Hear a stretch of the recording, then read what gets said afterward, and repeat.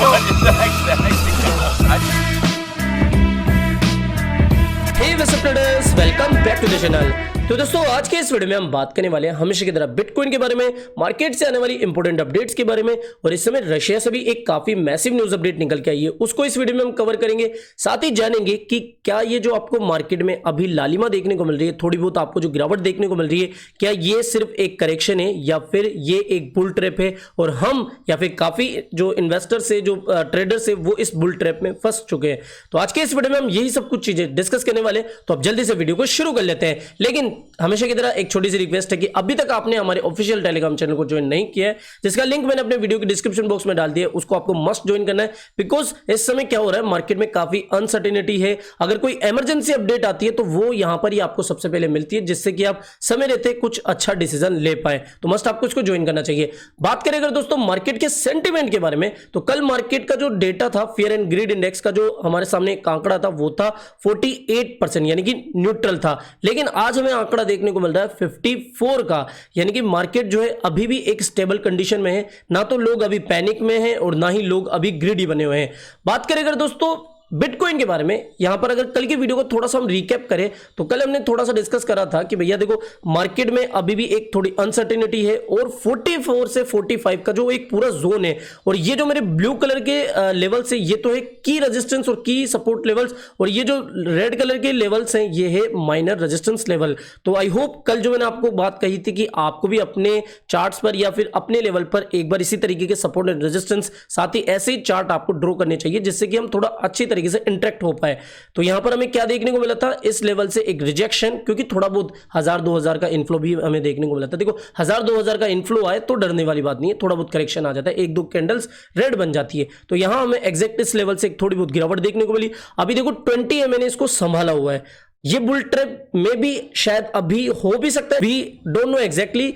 अगर ये सपोर्ट टूटता है ना, तब हम वापस से बीटीसी को लगभग 40,000 के लेवल तक देख सकते हैं। ये बात मैंने कल भी कही थी कि अगर यहां से रेजिस्टेंस पाते हैं तो यहां के आसपास तो हम पहुंच ही जाएंगे। तो अभी जो मेन हमारा है लेवल, वो है 42,900 के आसपास का, जहां पर हमें 20 MA का एक सपोर्ट भी मिल रहा है। 20 MA ब्रेक हुआ तो हम नीचे की तरफ मूव करते हुए दिखेंगे। तो ये लेवल काफी इंपॉर्टेंट है। ओके, कई बार फेक डाउन भी हो जाता है, तो आप शॉर्ट वगैरह ओपन मत कर देना।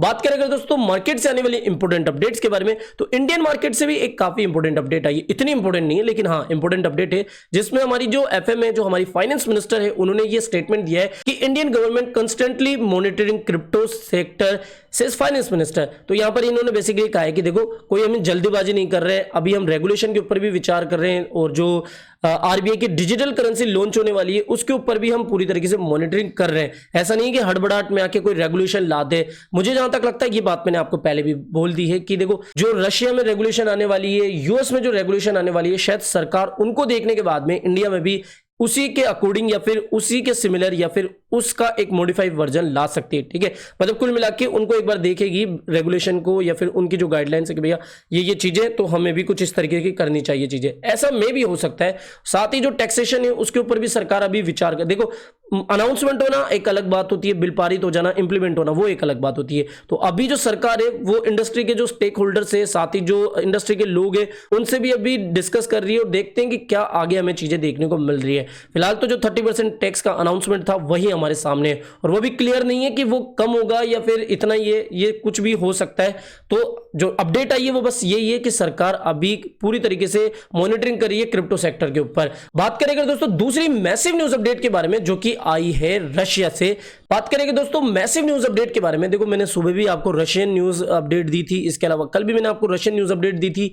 यहां पर इस समय एक काफी बड़ी न्यूज आ रही है रशिया से कि reports that Russia will recognise crypto asset as currency. कहां हमें चीजें देखने को मिल रही थी कि रशिया में क्रिप्टो बैन होने वाला है, सेंट्रल बैंक बैन के बारे में सोच रही है।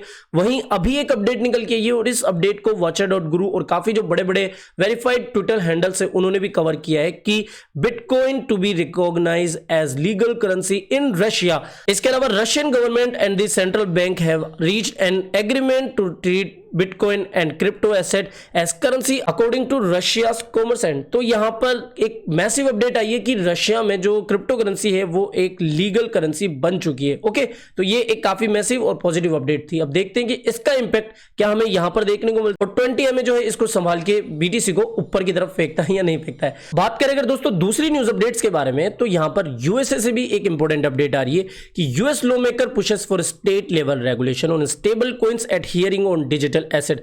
जब डिजिटल एसेट्स के ऊपर हियरिंग चल रही थी तब वहां के जो यूएस लॉ मेकर्स है उन्होंने स्टेट लेवल रेगुलेशन के ऊपर बात करी। जो स्टेबल कॉइन से अभी वहां पर यूएस में उनको स्टेट लेवल पर रेगुलेट किया जाए, ऐसा हियरिंग में चर्चा चली।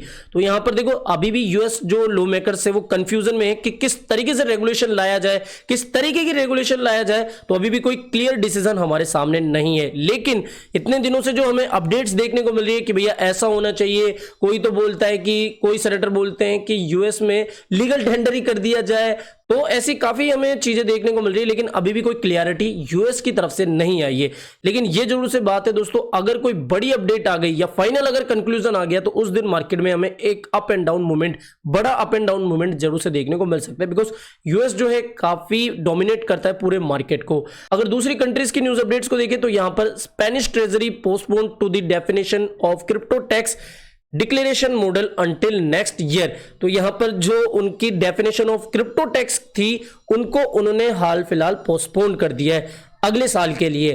तो ये भी एक अपडेट आई थी जो कि कोई बड़ी इंपैक्ट मार्केट पर नहीं डाल रही है फिलहाल तो। लेकिन कजाकिस्तान की एक अपडेट है कि कजाकिस्तान की जो सरकार है अभी इंक्रीज कर रही है electricity tax on crypto mining. और ये चीज मैंने आपको पहले भी बताई है कि कजाकिस्तान में बड़ी मात्रा में माइनिंग होती है, तो अगर वहां पर इलेक्ट्रिसिटी टैक्स बढ़ाया जाता है क्रिप्टो माइनिंग के ऊपर तो ये भी एक थोड़ी नेगेटिव चीज हमें देखने को मिल सकती है, लेकिन इतनी नेगेटिव नहीं होगी। तो ये आज की कुछ महत्वपूर्ण न्यूज अपडेट्स थी जिनको देखने के बाद में आप शायद अपने क्रिप्टो इन्वेस्टमेंट पर कुछ विचार करेंगे।